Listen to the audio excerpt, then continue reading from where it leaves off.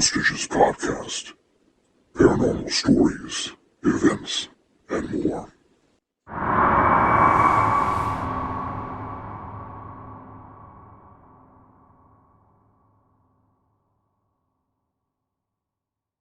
Welcome to episode 4 of the Ghostages podcast. I'm your host, Bill Campbell, and this week I'm going to read you another selection from A Haunted Life by Bill. Yeah, you know what? I'm gonna leave that in there. It's A Haunted Life by Bill Campbell. Yes, that's my name, Bill Campbell. Yeah. With that said, just barely said, I'm contemplating on just leaving the bloopers in there because, well, for one, they're funny. And number two, I guess there really isn't a number 2.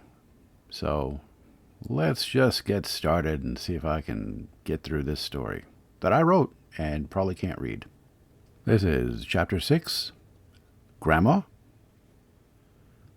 To understand this experience, I'm going to have to go back to the beginning, or at least to before I was 5 years old. I lived with my grandparents on and off occasionally for a few months during the first few years of my life, while my parents were busy finding gainful employment some 200 miles away. I didn't realize this at the time, as I would only see my parents when they came to visit. My granddad worked for the railroad and was often busy doing railroad things, but my grandma was always around. I have many great memories of my grandma that I've cherished my entire life. Heck, I can even tell you what I was doing on the night of February 29th, 1976, when I wasn't even 3 years old yet. My grandma sat me down in her living room and had me watch The Sound of Music while she made a batch of Mississippi mud cake. I loved that cake. I remember the time she took my great-grandma and me to the Crater of Diamonds State Park. We had to stay in a motel on the way, and they were concerned about bad weather with possible tornadoes. I remember the time I was walking behind my grandmother and great-grandmother through the garage and back into the house when, without warning, my grandmother suddenly picked me up and nearly threw me into the house. As I became airborne, I saw her snatch up a broom and begin to She began to smack the piss out of a big-ass black widow spider that had only been a few inches from me.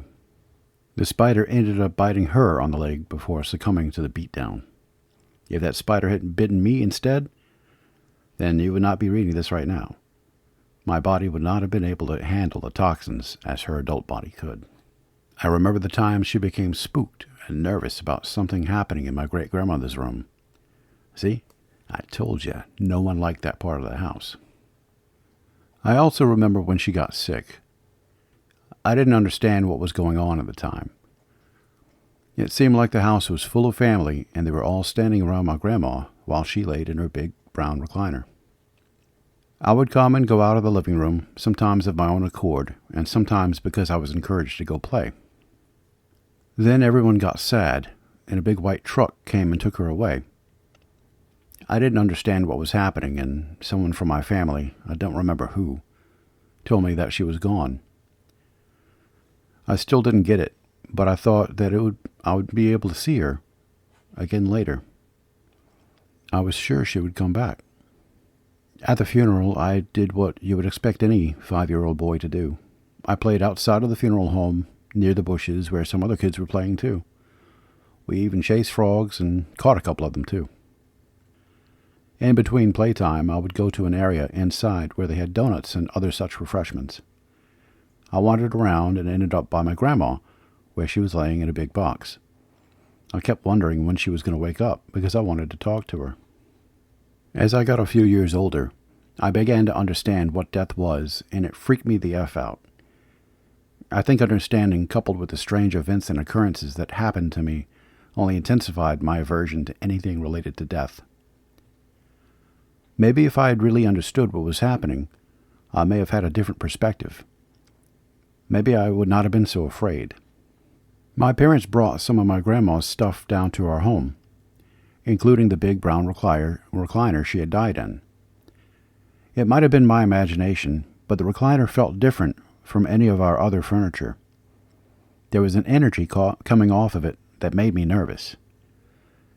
I didn't like it at all and felt that if I got too close, something might grab me. My parents must have thought I was an idiot. Beside my dad's side of my parents' bed, he had a picture of my grandma hanging on the wall. No matter what angle you looked at it, she always appeared to be staring at you, or rather, staring right into your soul. I now realize that it looks more like she was mildly frustrated with Grandpa and quite ready for him to just take the damn picture. One evening, I had a dream in which I was with a group of kids exploring an old house. In one of the hallways, we found an old laundry chute and thought it would be a good idea to slide down it. The first couple of kids went, and then I slid down. My grandmother reached out and stopped me from hitting the bottom, saving me from injury. This would have been fine had she not reached through the side of her coffin to stop my descent. That dream really escalated my fear of anything associated to my grandma. When I was in my mid to late teens, I had an experience that I can't quite classify as a dream. I was in bed and asleep. I know that because I saw myself laying there in my bed. My perspective had shifted just long enough to feel and see through the presence that was allowing me to see what it saw. We, rushed through the room, descending from the back corner and towards where I lay sleeping. I felt a bolt of energy charge into my chest and begin to squeeze my soul. I could hear it ask a singular question. "Do you love me?" I said yes, and it released me. The energy dissipated, and I was left alone to drift back to sleep. When I awoke the next day, any fear or negative emotions I had regarding my grandma were gone. It's as if she got so frustrated with me that she had just smacked some sense into me. What I have learned over the course of my life is that I have a profound connection to my grandma that not even death can sever.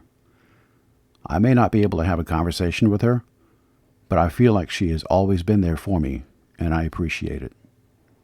Grandma, I love you. And that's the end of that chapter.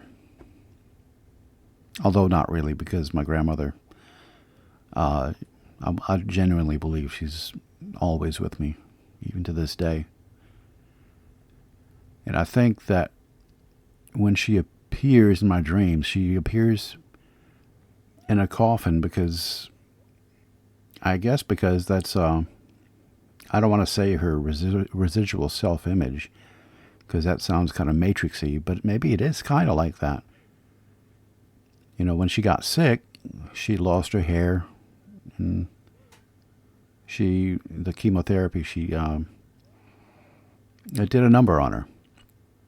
I don't really recall what she looked like then, because she always had a wig on. So, I don't remember her like that. But I do remember her vividly, when she was well. And the picture by my dad's bed,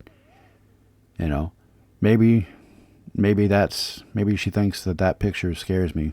And like I said, when she was at the funeral, when I was at the funeral for her, I would freely go up to the coffin and try to talk to her. So maybe that's part of it. Maybe that's why she appears the way she does.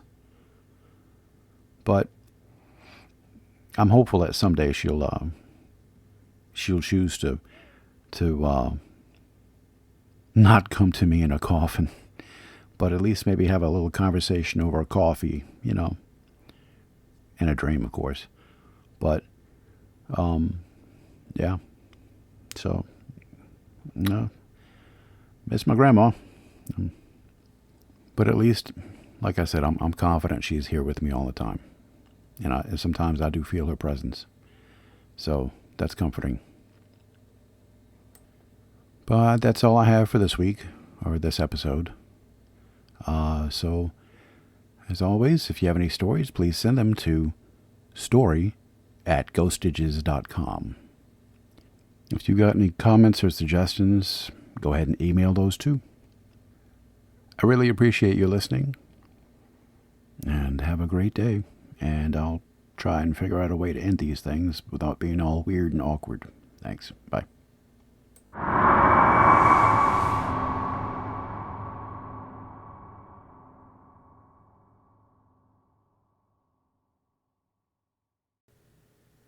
And by the way, if you're interested at all in reading A Haunted Life by Bill Campbell, it's still available on Kindle. You can even pick it up for $1. What can you get for $1 these days? My book, that's what.